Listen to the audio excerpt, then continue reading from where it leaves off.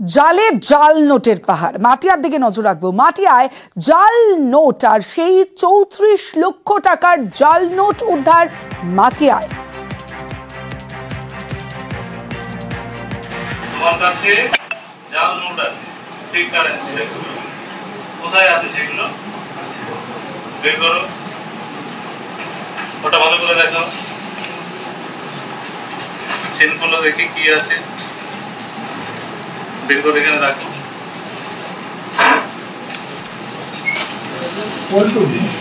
এখান থেকে নিচ্ছে। হ্যাঁ বিমলদা, বিমলদা, বিমলদা এখান থেকে নিচ্ছে একবারে।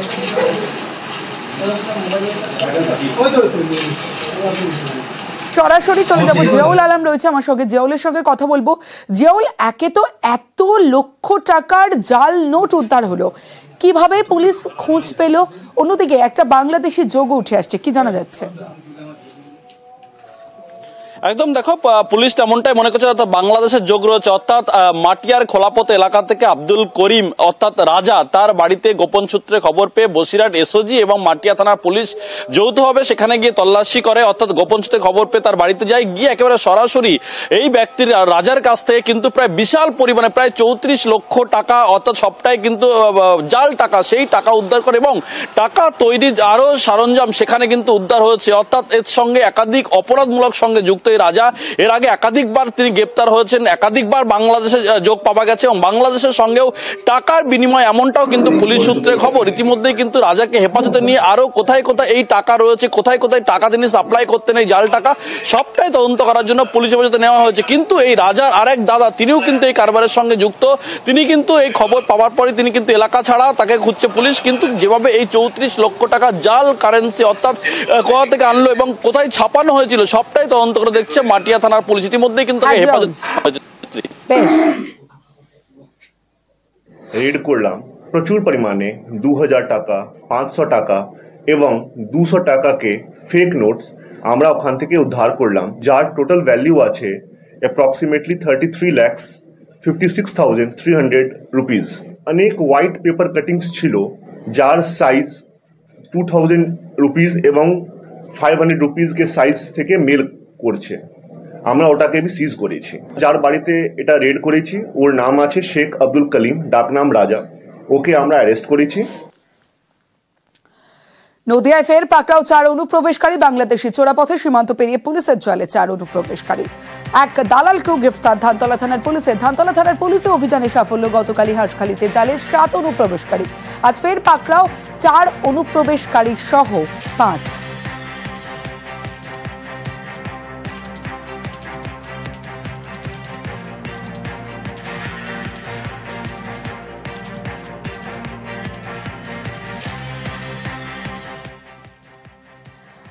দাসপুরের একটা ছবি দেখাবো আপনাদের। দেখুন, দেদার মাটি চুরি হচ্ছে। ছুটির দিনকে কাজে লাগিয়ে ঠিক এভাবেই দেদার মাটি চুরি।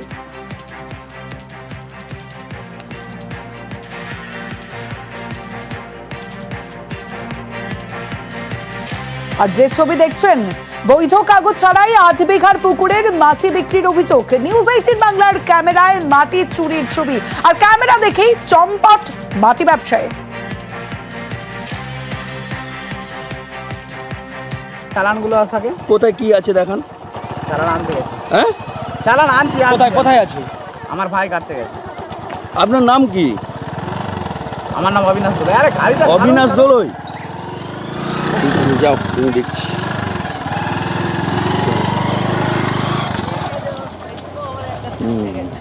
সরাসরি চলে যাব, সুকান্ত রয়েছে আমার সঙ্গে। সুকান্ত, সরকারি নিয়ম মেনেই ব্যবসার দাবি ব্যবসায়ী, মানে? একদমই তমশ্রী, ব্যবসায়ী যিনি মাটি ব্যবসা করছেন তিনি দাবি করছেন সরকারি নিয়ম মেনে। কিন্তু আমরা যে খবর পেয়েছি বা ভূমি দপ্তর যেটা বলছে যে এখন কোনো সরকারি নিয়ম মেনে কাউকে মাটি কাটার অনুমতি দেওয়া হচ্ছে না। অর্থাৎ ভূমি দপ্তর মাটি বিক্রি করার কোনো অনুমতি দিচ্ছেন না।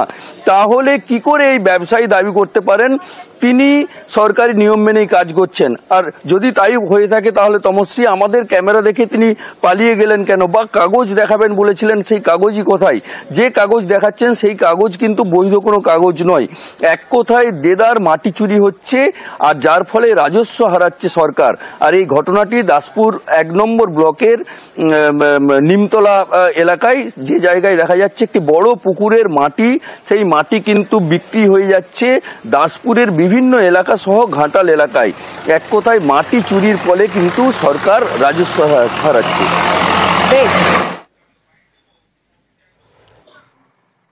বলতে যে এখানে কাজ করাচ্ছে তারা ডিসার কাটা ছবি করে, আজকে কাজ যেরকম প্রতিদিন হচ্ছে, যে কাজ করায় সেখানে আছে তার সঙ্গে কথা বলা। জীবিত রীতা রানী সরকারি খাতায় মৃত, লক্ষ্মীর ভান্ডারের টাকা ঢোকা তাই বন্ধ। পেশায় পরিচারিকা কাঁথির রীতা রানী বেরা। কাঁথি পৌরসভার 18 নম্বর ওয়ার্ডের ঘটনা। রীতা রানীর দাবি, তিনি দীর্ঘদিন ধরেই লক্ষ্মীর ভান্ডারের ভাতা পান, সম্প্রতি অ্যাকাউন্টে টাকা ঢুকছে না। আমি যখন ব্যাংকে টাকা তুলতে যাই বলছে তোমার ব্যাংকে টাকা ঢুকিয়েনি মে মাস থেকে। তারপরে আমি এসে পৌরসভায় জানাই, পৌরসভায় বললো মে মাস থেকে তোমার মৃত ঘোষণা। টাকা পাইনি মে মাস থেকে, আবার মে মাস আসতে গেল 1 বছর। ভিডিওতে জানিয়েছি, পৌরসভায় জানিয়েছি, বললো চালু হবে বলে 4 মাস ধরে করছি, চালু হয়নি। এসটিওর কাছেও তো জানিয়েছি। হ্যাঁ জানিয়েছি, এসটিওর কাছেও জানিয়েছি, দরখাস্ত লিখে জমা দিয়েছি, কোনো কিছু সাড়া শব্দ নেই। সরকারের কাছে দাবি করছি যেরকম আমার লক্ষ্মী ভান্ডার যেরকম তাড়াতাড়ি আমি একটু পাই। আমার সঙ্গে আমার প্রতিনিধি সরাসরি চলে যাব, সুজিত রয়েছে আমার সঙ্গে, সুজিত ভৌমিক। সুজিতের সঙ্গে কথা বলবো। সুজিত, যে বিষয়টা তোমার কাছে জানতে চাইবো, যে প্রশ্ন তো এখানেই উঠছে যে জীবিত একজন সরকারি খাতায় মৃত কি করে হলেন, কোথায় গাফিলতি? গাফিলতি কার সেটা জানতেই কিন্তু এই দরিদ্র সীমার নিচে বসবাসকারী অত্যন্ত দরিদ্র কাঁথি পুরসভার 18 নম্বর ওয়ার্ডের বাসিন্দা, অর্থাৎ কাঁথি শহরের বাসিন্দা, পরিচারিকার কাজ করেন সেই মহিলা কিন্তু একবারে চটির সুপতালা খুইয়ে ফেলছে। এসডি অফিসে যাচ্ছেন এবং পুরসভা দপ্তরে যাচ্ছেন, সবাই দেখাচ্ছেন যে ওখানে যান, তারা বলছে ওখানে, কিন্তু কারণটা কি? একজন জীবিত মানুষকে মৃত দেখানো হচ্ছে সরকারি খাতায়, তার ফলে তার লক্ষ্মীর ভাণ্ডার যে ভাতা তা বন্ধ হয়ে গেছে। বন্ধ হওয়ার ফলে তিনি ছুটছেন প্রথমে ব্যাংকে, সেখানে ব্যাংকে গিয়ে জানেন যে পুরসভা জানিয়েছে তিনি মৃত। তিনি জীবিত, অথচ তিনি মৃত। তিনি জীবিত থাকলেও সরকারি খাতায় মৃত কিভাবে, তোমার প্রশ্নের মতো তারও প্রশ্ন, এবং তিনি প্রশ্নের উত্তর জানতে ছুটছেন সরকারি দপ্তরে, এ দপ্তর থেকে ও দপ্তর, কিন্তু কাজের কাজ কিছু হচ্ছে না। 1 মাস কেটে গেছে এখন বলা যায়, এবং তারপর কাগজ চাইছেন, একদিকে পুরসভা চাইছেন, তমশ্রী এবং এসডি অফিসের যারা আধিকারিক তারাও চাইছেন, কিন্তু একজন জীবিত মানুষ তাকে মৃত দেখানোর পর লক্ষ্মী ভাণ্ডারের ভাতা বন্ধের পর তার যে কী অবস্থা হয়। আবারও বলি, তিনি অন্যের বাড়িতে পরিচারিকার কাজ করেন, অত্যন্ত দরিদ্র। তার প্রতি এখনও পুর প্রশাসন, মহকুমা প্রশাসন কেন সঠিকভাবে পদক্ষেপ নেওয়ার জন্য উদ্যোগ নিচ্ছে না, তা নিয়ে কিন্তু এলাকার মানুষও সরব হয়েছেন, এবং অবশ্যই দ্রুত এই সমস্যার সমাধান হলে তিনি অন্তত খেয়ে পরে বাঁচতে পারবেন এমনটাই জানাচ্ছেন। এবং এখন দেখার, আমরা খবর করলাম, আমরাও নজর রাখবো এই সমস্যার সমাধান কতদিনে মেটে। সমস্যা বেশ, যে বা যারা করেছেন এটা নিশ্চিতভাবে ঠিক করেননি। তো এটা কি কারণে হলো, কিভাবে হয়েছে, বা কারোর মানে আধিকারিকদের কোনো টেকনিক্যাল ফল্ট আছে কিনা, এটা নিশ্চিত খোঁজ খবর নিয়ে জানতে হবে, তদন্ত করে দেখে, যাতে সেই ব্যক্তি আবার সেই প্রকল্পের সুবিধা ভোগ করতে পারেন, তার 100% সহযোগিতা করবো, এবং উনি নিশ্চিত পাবেন। পৌরসভা টালমাল অবস্থায় চলছে, যাকে তাকে যেভাবে নিয়োগ করেছে, কেউ বসে বসে ফোনে করে নিচ্ছে, নামিত। আমরা দলকে জানিয়েছি কিভাবে সমাধান করা যায়, চেয়ারম্যানের কাছে ইতিমধ্যে আমরা ডেপুটেশন দিব। একদম রাজনৈতিক উদ্দেশ্য রয়েছে, উদ্দেশ্য প্রণোদিত করা হচ্ছে। এরকম ঘটনা যে অন্যায় অবিচার করবে, অন্যায়ের বিপক্ষে আমরা আছি, সব রকমের সাহায্য করা হবে। এবার দেখাবো চলন্ত ট্রেনে যাত্রীকে মাদক খাইয়ে লুটপাট, ট্রেন থেকে ধাক্কা দিয়ে ফেলে দেওয়ার অভিযোগ। সহযাত্রী বন্ধুদের বিরুদ্ধে লুটপাট ধাক্কার অভিযোগ। সরাসরি চলে যাব, রকি রয়েছে আমার সঙ্গে, রকির সঙ্গে কথা বলবো। রকি, ঠিক কি হয়েছিল? তমশ্রী, দেখো চলন্ত ট্রেনে যাত্রীকে মাদক খাইয়ে সর্বস্ব লুট করে তাকে ট্রেন থেকে ফেলে দেওয়ার অভিযোগ এবং রেল লাইনের ধারে দীর্ঘক্ষণ পড়ে থাকার পর সাপের কামড়ে অসুস্থ ব্যক্তিকে উদ্ধার করে ধূপগুড়ি মহকুমা হাসপাতালে ভর্তি করা হয়েছে এবং সেখানে চিকিৎসাধীন। সূত্র মারফত জানা গিয়েছে ডিব্রুগড় আসামের বাসিন্দা দীপক ছেত্রী, সে তার 4 বন্ধুদের সঙ্গে শিলিগুড়িতে কাজের উদ্দেশ্যে যাচ্ছিল। ধূপগুড়ি স্টেশন লাগোয়া এলাকায় তাকে মাদক খাইয়ে সেখানে ফেলে দেওয়া হয় এবং সেখানে দীর্ঘক্ষণ পড়ে থাকার পর প্রশাসনের সহযোগিতা তাকে উদ্ধার করে ধূপগুড়ি হাসপাতালে ভর্তি করা হয়েছে এবং সেখানে চিকিৎসাধীন রয়েছে। গোটা ঘটনার তদন্ত শুরু করেছে ধূপগুড়ি থানার পুলিশ। তমশ্রী, 3রা এপ্রিল সুপ্রিম নির্দেশ দেয়, সুপ্রিম রায় যে 26,000 চাকরি বাতিল, আর সেই চাকরি হারাদের পাশে থাকার বার্তা দিয়েছিল রাজ্য। চাকরি বাতিল মামলায় ফের সুপ্রিম কোর্টে রাজ্য সরকার। 26,000 চাকরি বাতিলে রায় পুনর্বিবেচনার আর্জি, সুপ্রিম কোর্টে রিভিউ পিটিশন রাজ্যের। আরো একবার জানিয়ে রাখি, চাকরি হারাদের পাশে থাকার বার্তা দিয়েছিল রাজ্য। চাকরি বাতিল মামলায় ফের সুপ্রিম কোর্টে রাজ্য সরকার। 26,000 চাকরি বাতিলের রায় পুনর্বিবেচনার আর্জি। সরাসরি চলে যাব, অর্ণব হাজরা রয়েছে আমার সঙ্গে, অর্ণবের সঙ্গে কথা বলবো। অর্ণব, এই যে পুনর্বিবেচনার আর্জি, এরপর কি কি হওয়ার সম্ভাবনা রয়েছে?